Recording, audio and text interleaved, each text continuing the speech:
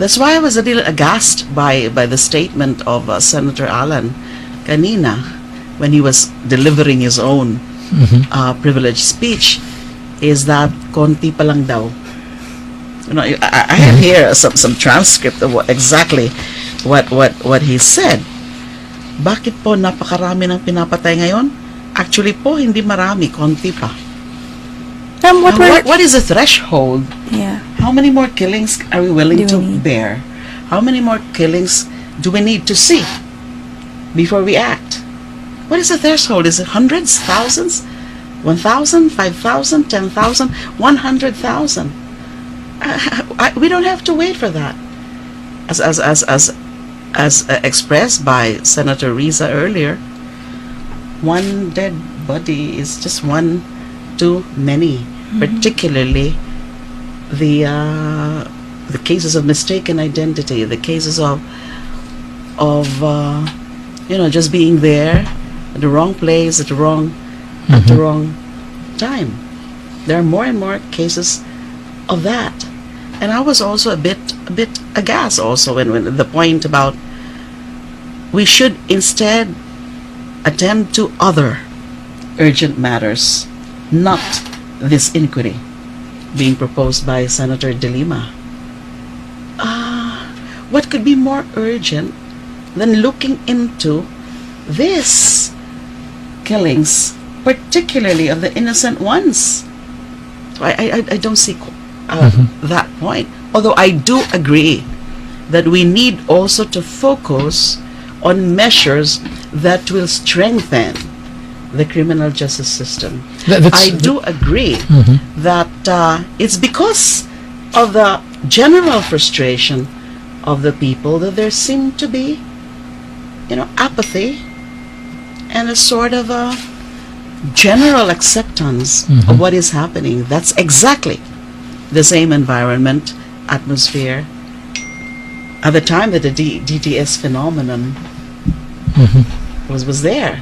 That's why CHR had to investigate. It's also possible that people might just be waiting for a provocation, a spark, like perhaps your speech. As I mentioned in my speech, there may not be a general outrage yet, but we could also already see some undercurrents, some sentiments already. And that's why I had to highlight the fact that there is this group of UP students, no position, no power, but they took the initiative. They're doing that, demonstrating they started this hashtag cardboard justice. They're not in any position. They don't have power. They don't, they're just ordinary students, and yet they're acting. But what about us? So I actually emphasize that. Did you choose the date? Did you choose to speak today, August 2? Well, I did intend to deliver a privileged speech as a prelude to the Senate inquiry, because my proposed resolution was referred to my own committee as the primary committee, Committee on Justice and Human Rights, and as a second committee, the Committee on Public Order and Illegal Drugs, chaired by Senator Ping Lacson.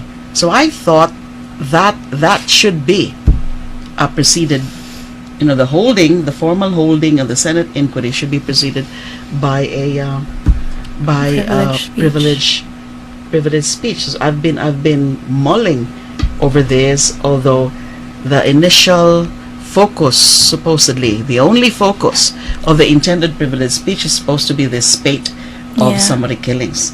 But I had to inject some matters of personal privilege because of the relentless vicious attacks being hurled against me, especially through the social media. Well, we'd like to ask questions also about that. We want to cluster the questions about the social media campaign against you. Social media, online and offline, I would say. But can we scroll down the prompter, please? I'd like to ask, I think question number 3, from Jerome Toledo. This is related to resolution number 9. You're conducting an inquiry soon. Is this political since you are part of LP and the legislative leaders are PDP Laban? Not at all. A matter as important as this, as serious as this, should transcend any political consideration. And is the farthest from my mind doing things with political objective. I'm not that one. I'm not that kind of a That's also my question, servant, public servant. ma'am. Why you're now obviously at the forefront of the campaign against the summary killings resulting from the anti-drug campaign. Why are you doing this despite the backlash? You know, It's the despite right thing to do. I could have stayed, go with the tide. Also, keep mum Yeah. about it, and especially in light of this relentless, persistent, vicious attacks. All sorts of dirt being thrown at me, especially, and masakit yan eh. Na ang tawag sa'yo, drug lord cuddler, protector, tumatanggap sa mga convicts. And so, just to put a stop to it, hindi na sana ako gagalaw, hindi na sana ako magsasalita. But this is the right thing to do. It's So let's do very it. it's very interesting, ma'am, you mentioned in your speech about the things that you've done with Bilibid when you were still the Justice Secretary. I do remember that we had a Justice reporter and she would sometimes text us in the middle of the night. There would be a raid in Bilibid. They would be confiscating a lot of things. It's true. I think a lot of people forgot that it was during your term that you started those kinds of things. Sabi ko nga, binabaliktad na nila lahat. Bakit ganon?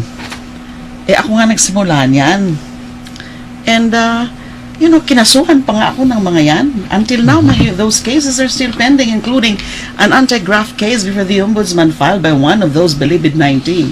One or two of those Bilibid 19 inmates. Anti-graft daw because I had no authority daw to transfer them from Bilibid temporarily to the NBI detention facility.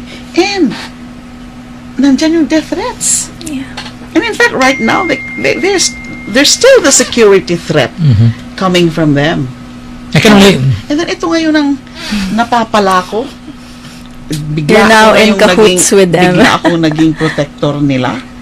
It's so unfair. It's crazy. Ma'am, I want to respond to that. I have a question specifically about that. Why are they doing this? I don't know.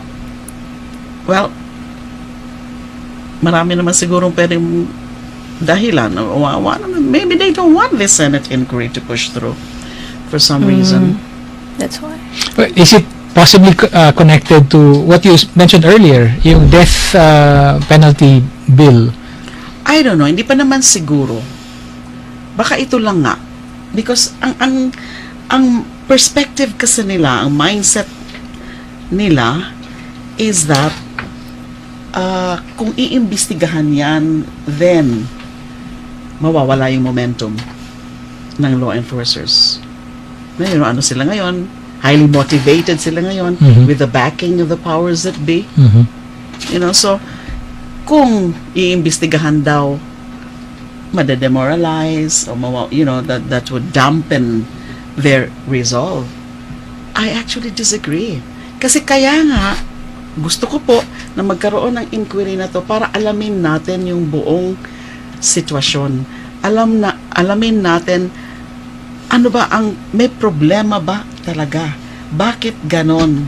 May mga namamatay na hindi nalalaman kung ano yung dahilan. Basta sasabihin na lang it's either nanlaban, ng agaw, o yung mga lalo na yung mga cases of salvaging. Yeah. Na mga hindi alam kung mga sino-sino gumagawa yan. Nasusunod ba yung mga dapat sundin sa batas, sa mga patakaran, sa mga operational guidelines? Ginagawa ba ng mga relevant authorities, particularly internal affairs unit? That was a good point raised actually by Senator Dick Gordon. He pointed to a particular law which actually mandates that whenever somebody is killed, there is a casualty in a law enforcement operations, automatic dapat na iniimbestigahan. Ganon din kasi sa other jurisdictions, like the United States. So, tatanungin ho natin yan sa inquiry. Ginagawa ba yan ng Internal Affairs Unit? May kulang ba sa kapasidad nila, sa resources nila, sa mga tao nila na gawin yung trabaho nila? So, kasama po, dapat yan lahat. That's why they should welcome this inquiry.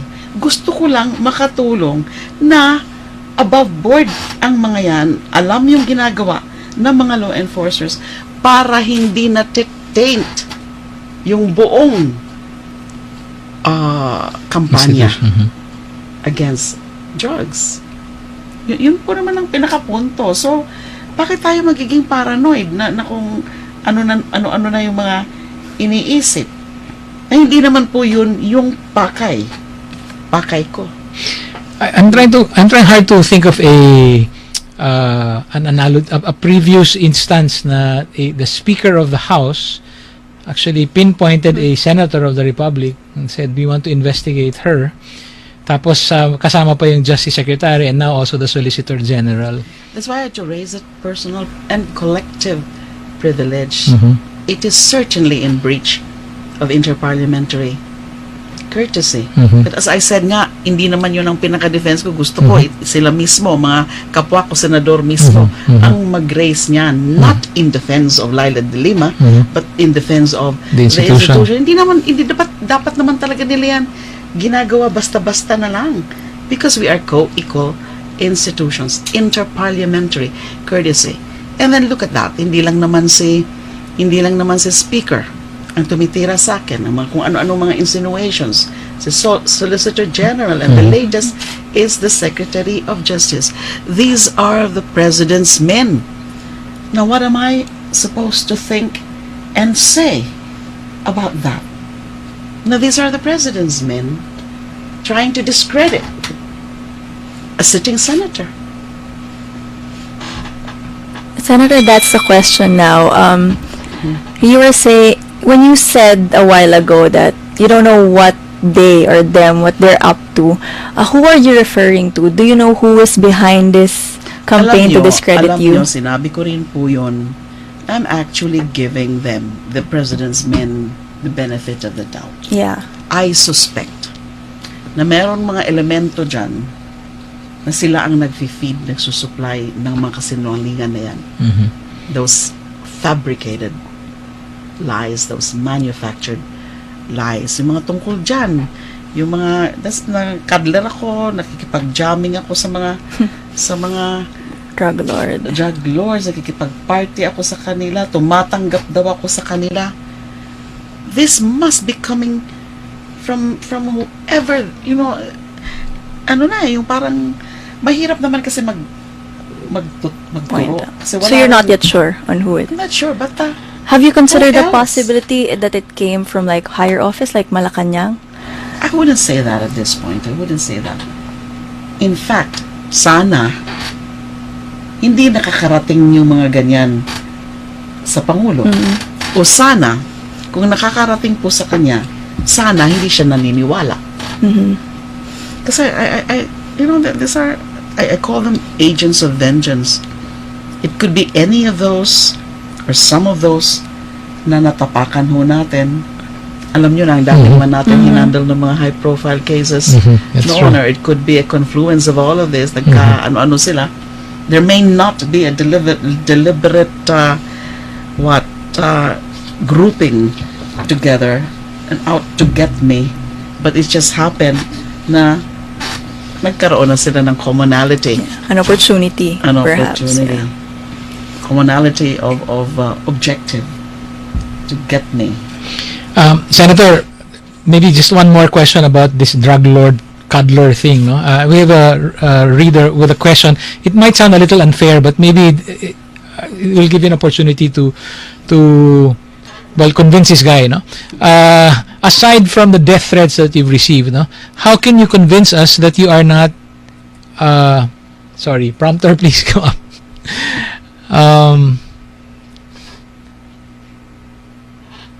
Number 11. How can you convince us that you are not the protector of the big-scale drug lords? Sorry, but from Chochi Kizo. May I just tell you, straight, if you're here, whoever he is he a male? I'm Kung excited to nandito tell pa kayo from sa harap ko, I will look at you straight in the eye and I will tell you that's a complete lie. Why should I be a cuddler of this? Sinabi ko na po kanina, ako nga po yung nag-grade sa kanila, ako yung nagpahirap sa kanila, ako yung nag-isolate sa kanila. I mean, kinasuhan nila ako. And then now, I'm a cuddler. And then, yun, lininis naman po ang Bilibid. Hindi pa completely malinis, pero there have been successive operations, galugad, under the former director and the current director, Director Rainier Cruz. Ako po nagsimula na lahat niyan. And you said something in your privilege speech about not finding something. Yeah. The Shabula, I had to say that kasi madalas po natin Umiikot yan eh. Madalas po natin naririnig yan, merong Shabulab. Yun nga po ang unang pinahanap ko nung nag-grade kami kasi narinig ko na rin po yan na meron di umano Shabulab mismo sa loob.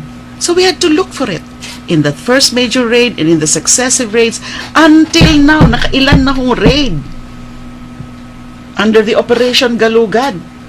Wala naman pong nahahanap na Shabulab. Because you know, it's unless each and every soul in that penitentiary are in cahoots with each other, hindi naman ho basta-basta matatago yung Shabulab na aamoy, syempre yan.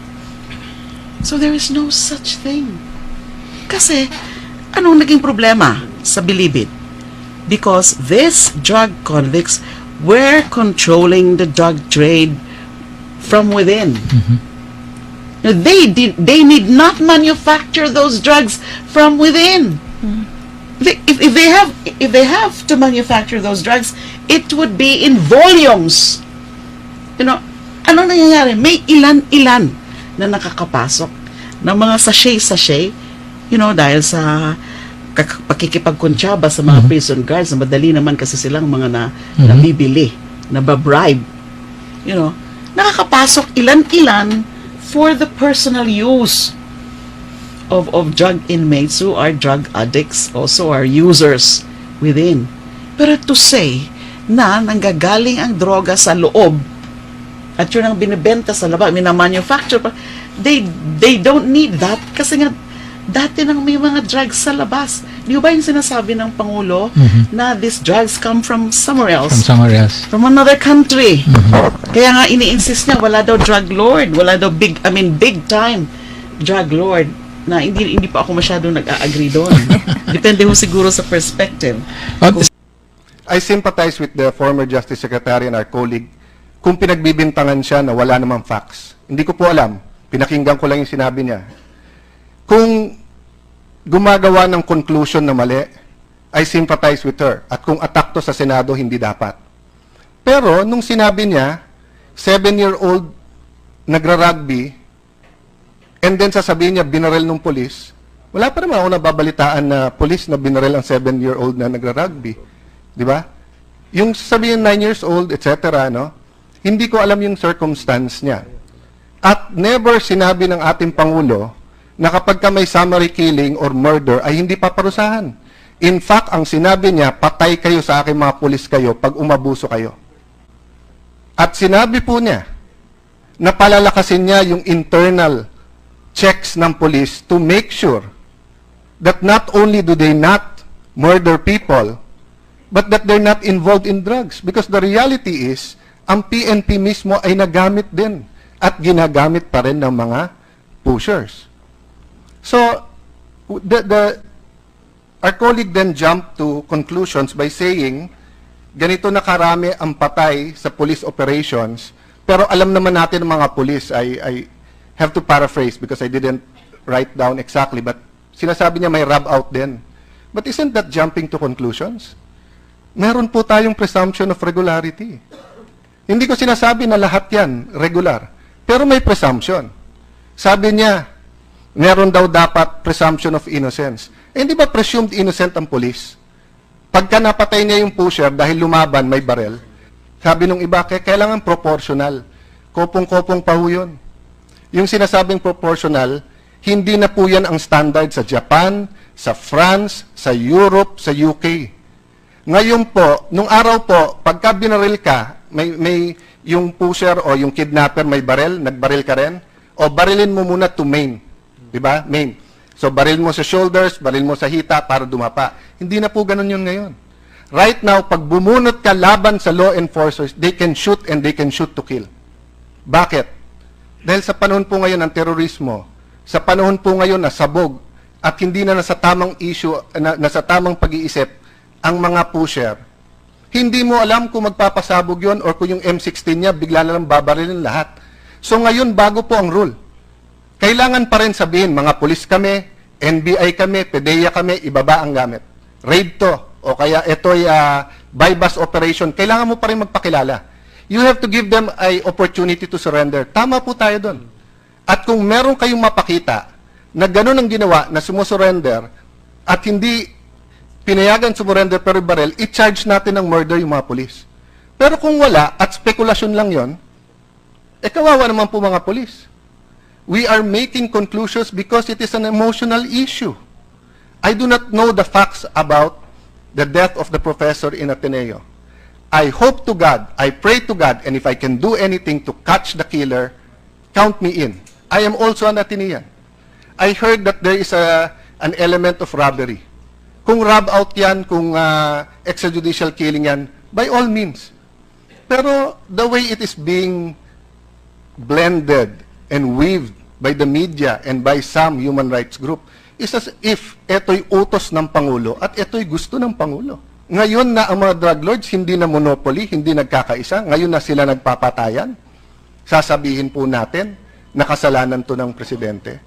You know, one peculiar statistic that I did not hear today is that there's a 13% drop in crime. So, if there are some critics who said, bakit naman umpisa pa lang hearing na sa extrajudicial killing? Because there are many people suffering. Bakit hindi muna tayo mag-hearing na itaas ang sweldo ng polis? Ba't hindi mo tayo mag-hearing kung paano protektahan ng mga piskal para hindi sila at the mercy of drug lords at may additional allowance sila at kung kailangan nila ng equipment like bulletproof vest, kailangan nila yung opisina nila mas secure, ba't hindi yun ang una natin hearing?